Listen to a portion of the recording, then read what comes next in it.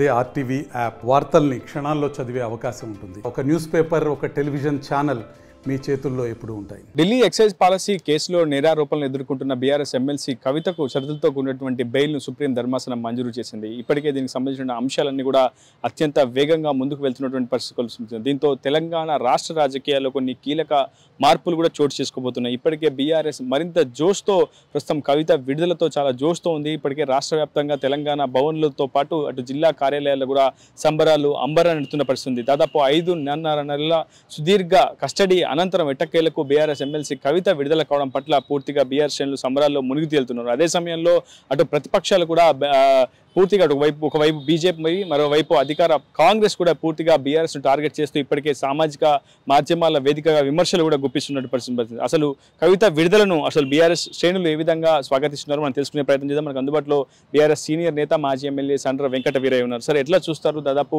5.5 నెలల సుదీర్ఘ కస్టడీ, అది కూడా ఒక మహిళ, కొన్ని అనారోగ్య సమస్యలు, ఇటువంటి అనేక పరిణామాలు, పలుమార్లు కేటీఆర్ కావచ్చు, హరీష్ రావు కావచ్చు, తరచూ ఢిల్లీ వెళ్ళి రావడం, ఈవెన్ రాఖీ పండుగకి కూడా తన చెల్లెలతో సోదరితో పూర్తి స్థాయిలో పండుగను జరుపుకోలేని ఒక పరిస్థితిని కేటీఆర్ కూడా సామాజిక మాధ్యమాల వేదికగా అందరితో పంచుకున్నటువంటి సిచ్యువేషన్. కొంత సెన్సిటివ్ ఇష్యూ అని చెప్పుకోవాలి. కేసీఆర్ లాంటి వ్యక్తులు కూడా కొన్నిసార్లు కవిత జైల్లో ఉండడం పట్ల పూర్తి స్థాయిలో కొంత ఫైట్ చేయలేదని ఒక వాదన కూడా ఉంది. సో ఎట్లా చూస్తారు ఈరోజు కవితకు బెయిల్ రావడం? ఇలా యావత్తు తెలంగాణలో ఉన్న బీఆర్ఎస్ పార్టీ శ్రేణులు, ఉద్యమకారులు, ఉద్యమ అభిమానులు అందరూ కూడా సంతోషించదగిన ఒక గొప్ప విషయం. ఇవాళ సుప్రీంకోర్టు ఇచ్చిన ఈ తీర్పు ద్వారా ఒక నూతన ఉత్తేజం వచ్చి భవిష్యత్తులో ఇంకా పార్టీని సంఘటితం చేసేదానికోసం ఒక గొప్ప అవకాశంగా ఈ యొక్క అంశం మాకు తోడ్పడుతుందని చెప్పి ఈ సందర్భంగా భావిస్తున్నాం. 5.5 నెలల పాటు జైల్లో ఉండి చేయని నేరానికి కూడా జైల్లో ఉండటం బాధాకరం. అయినప్పటికీ న్యాయస్థానాల మీద గౌరవం ఉంచి న్యాయ పోరాటం చేసి తుదికి అదే న్యాయస్థానాల ద్వారా ఈరోజు కవిత గారు విడుదలవుతున్న సందర్భంగా యావత్ తెలంగాణలో ఉన్న బీఆర్ఎస్ శ్రేణులు, ఉద్యమకారులు, అభిమానులు ఎవరైతే మహిళా లోకం ఉన్నారో బతుకమ్మ ద్వారా ఒక సామాజిక ఉద్యమాన్ని లేపి ప్రపంచవ్యాప్తంగా బతుకమ్మకు కీర్తి ప్రతిష్టలు తెచ్చి తెలంగాణ ఉద్యమంలో ముఖ్య భూమిక పోషించిన కవిత గారి రావడాన్ని అన్ని వర్గాలు ఇలా హర్షం వ్యక్తం చేస్తూ ఉన్నారు. ఒకవైపు బీజేపీ కూడా ప్రస్తుతం బీఆర్ఎస్ని టార్గెట్ చేస్తుంది. ఒకవైపు కవిత విడుదలపై అంటే బెయిల్పై రావడంపై కూడా కొన్ని విమర్శలు గుప్పిస్తుంది. కాంగ్రెస్ లాయర్లు, అటు బీఆర్ఎస్ నేతలు పూర్తి స్థాయిలో ఒక లోపాయకార ఒప్పందంతో కవితను బయటికి తీసుకొచ్చేందుకు శాయశక్తులా ప్రయత్నించారని చెప్పి ఒకవైపు బీజేపీ అగ్రనేత కావచ్చు, కేంద్ర మంత్రి బండి సంజయ్ కూడా సామాజిక మాధ్యమాల వేదికగా పోస్ట్ చేశారు. మరోవైపు అటు కాంగ్రెస్ నేత మహేష్ కుమార్ గౌడ్ కూడా గత కొద్దిసేపటి క్రితం బీజేపీతో లోపాయకార ఒప్పందంలో భాగంగానే కవితను విడుదల చేయడం జరిగింది, అందుకే బెయిల్ ఇష్యూ అయిందని కూడా ఒకవైపు కాంగ్రెస్ ఆరోపణలు చేస్తున్న పరిస్థితి. కవిత చుట్టూ ప్రస్తుతం తెలంగాణ రాజకీయాలు జరుగుతున్నాయి. మొత్తంగా కవితకు బెయిల్ రావడాన్ని ఏ విధంగా చూడాలంటారు? ఈ విమర్శలపై కూడా మీరేం స్పందిస్తారు? ఒకటి, దీన్ని బట్టి అర్థం చేసుకోవాలి బీఆర్ఎస్ని చూసి రెండు పార్టీలు ఎంత భయపడుతున్నాయో. మేము సంఘటన అవుతున్నాం, ప్రజలు మళ్ళీ బీఆర్ఎస్ వైపు మొగ్గుతున్నారనే దానికోసం ఈ రెండు పార్టీలు కూడా బీజేపీ ఏమో కాంగ్రెస్తో కుమ్మక్కవుతుందంటారు, కాంగ్రెస్ ఏమో బీజేపీతో కుమ్మక్కవుతున్నారు. న్యాయస్థానాల్లో ఒక బాధ్యత కలిగిన కేంద్ర మంత్రిగా ఉండి గతంలో కూడా బీజేపీ నాయకులు ఎవరైనా అవినీతి ఆరోపణలు ఎదుర్కొంటున్న సందర్భంలో లేకపోతే ఏదన్నా అంశం పట్ల జైల్లో వెళ్ళినప్పుడు ఏ రకంగా న్యాయం పొందిందో ఇవాళ కవిత గారు కూడా అదే రకంగా వచ్చింది. ఇలా న్యాయస్థానాల ద్వారా వచ్చిన ఒక బెయిలును కూడా బాధ్యత కలిగిన కేంద్ర మంత్రిగా ఉండి, అందుకనే సుమోటోగా సుప్రీంకోర్టు బండి సంజయ్ గారి వ్యాఖ్యలు తీసుకోవాలా. అదేవిధంగా అటు కాంగ్రెస్ పార్టీకి సంబంధించిన ఇంకొక గౌడ్ గారు కూడా అదే రకమైన మహేష్ కుమార్ గౌడ్ ఇచ్చారు. నేను అడుగుతున్నా, చిదంబరం గారు ఇంతకుముందు జైల్లో ఉండు, వాళ్ళ కొడుకు కార్తీక్ చిదంబరం గారు ఉన్నాడు, రాహుల్ గాంధీ గారు పరువు నష్టం కేసులో ఉన్నాడు, మరి వాళ్ళందరూ బెయిల్ సెట పొందారు, బీజేపీతో కుమ్మక్కై పొందారా? ఇది చాలా ఒక బాధ్యతారహితంగా సుప్రీంకోర్టులో సుదీర్ఘ వాదనలు జరిగి 5 నెలలకు పైగా జైల్లో మగ్గి ఒక మహిళగా బెయిల్ పొందేదానికోసం అన్ని అవకాశాలు ఉండి సిబిఐ ఛార్జ్షీట్ వేసింది.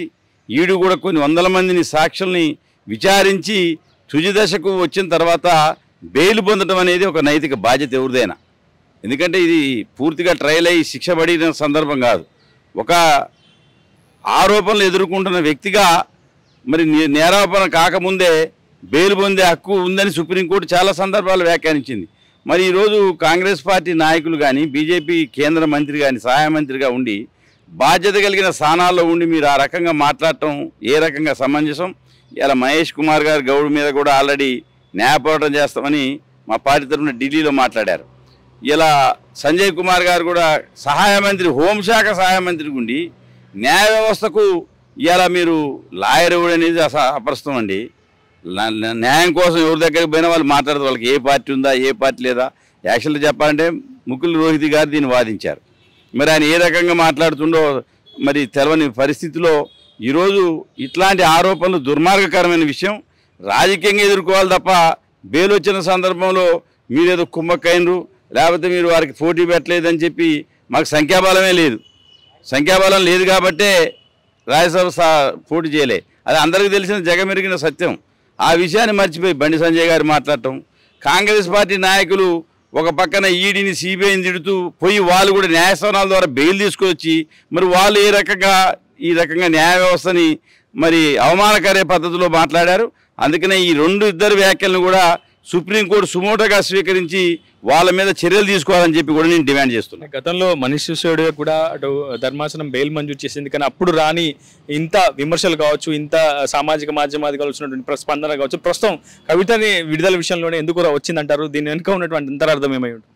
ఇది రాజకీయంగా ఎదుర్కోలేక బీఆర్ఎస్ పార్టీకి ప్రజలు పెరుగుతున్న ఆదరణ, కాంగ్రెస్ పార్టీ వైఫల్యాలు ప్రజలు రోజు రోజుకి ఈ రుణమాఫీ సమస్య కానీ లేదా చాలా రకాల సమస్యలు కాంగ్రెస్ పార్టీ అలా సుడిగుండంలో ఉంది ప్రభుత్వం. దాని నుంచి తప్పించుకునేదానికి ఈ వ్యాఖ్యలు చేస్తున్నారు. ఇవాళ ఇండియా కూటమిలో భాగస్వామ్యం ఆమ్ ఆద్మీ పార్టీ. మరి అక్కడ ఉన్న మాజీ ఉప ముఖ్యమంత్రికి వచ్చింది, ఆయనకి ఎట్లా బెయిల్ వచ్చింది అంటే చాలా అంశాలు ఉన్నాయి. కాబట్టి ఇట్లాంటి అసంబద్ధత వ్యాఖ్యలు కోర్టులకు ఆపాదించొద్దని చెప్పి ఈ సందర్భంగా విజ్ఞప్తి చేస్తున్నాం. మొత్తంగా bail is a right, jail is an exemption అనే ఒక హక్కుని పూర్తిగా సుప్రీం ధర్మాసనం అమలు చేసిందని, అందులో భాగంగానే కవితకు బెయిల్ ఇష్యూ మంజూరు చేసిందని చెప్పి ఇప్పటికే బీఆర్ఎస్ చాలా ఘంటాపథంగా చెప్తుంది. అవగాహన రాహిత్యంతో అసంబద్ధమైనటువంటి వ్యాఖ్యలు చేస్తున్న బీజేపీ కాంగ్రెస్కు సరైన సమయంలో సరైన బుద్ధి చెప్తామని అటు సండ్ర వెంకటవీరతో పాటు బీఆర్ఎస్ నేతలతో కూడా చెప్తున్న పరిస్థితుంది. ఇది వీడియో నాయరావుతో రిపోర్టర్ ఉదయ్, RTV ఖమ్మం నుంచి. మరిన్ని వీడియోస్ కోసం ఛానల్ ని సబ్స్క్రైబ్ చేయండి, లేటెస్ట్ అప్డేట్స్ కోసం వాట్సాప్ ఛానల్ ని ఫాలో చేయండి అండ్ లింక్ డిస్క్రిప్షన్ లో ఉంది.